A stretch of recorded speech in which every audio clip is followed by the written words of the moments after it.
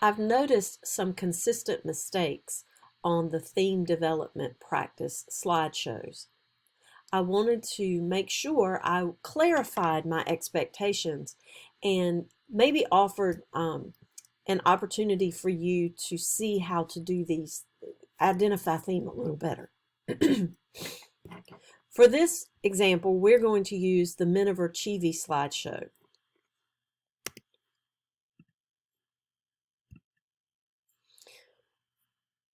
So on the theme development slide, these 4 boxes take you through the very basic steps for identifying theme. So after you read the text, you need to identify some topics that the poem deals with. So I've added some of the topics that I felt Miniver Cheevy dealt with: unhappiness, dissatisfaction with life, drinking, and loneliness. Then for step 2, I chose one topic that I felt was the most important when I considered the poem as a whole. I chose dissatisfaction with life. You may have chosen unhappiness. You might think loneliness is most important. This one makes the most sense to me. The next step is to complete our sentence, "The author believes that." So now I need to think about that poem and what is Edwin Arlington Robinson saying about dissatisfaction with life in the poem Miniver Cheevy. So here's what I came up with.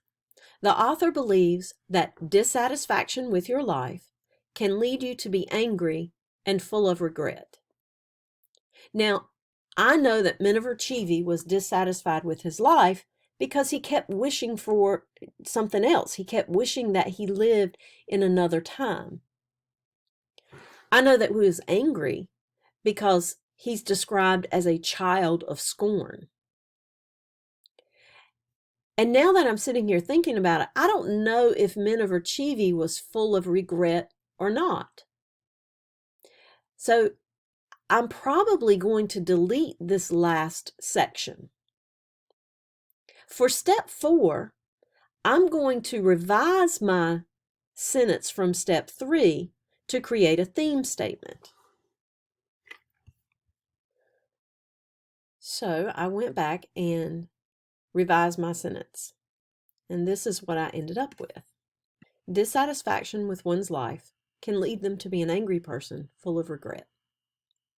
Now, I went back to the poem, and I do think that Miniver Cheevy was full of regret, so I ended up keeping that phrase.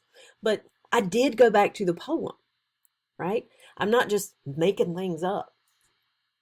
So one of the problems that I've seen on some of your slideshows is that you're using these boxes to explain why you chose the theme that you chose. And that's not what this slide is for.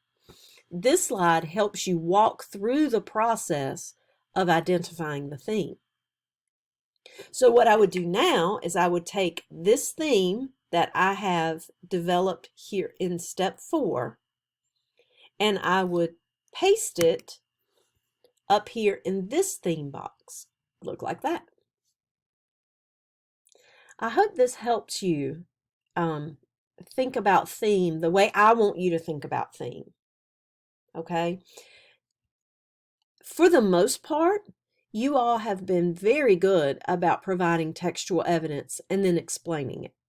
Now, there are a few of you who are either just providing textual evidence or just explaining, and that's not good enough. You have to do better, okay? These types of things help me follow your thinking. I hope this helps.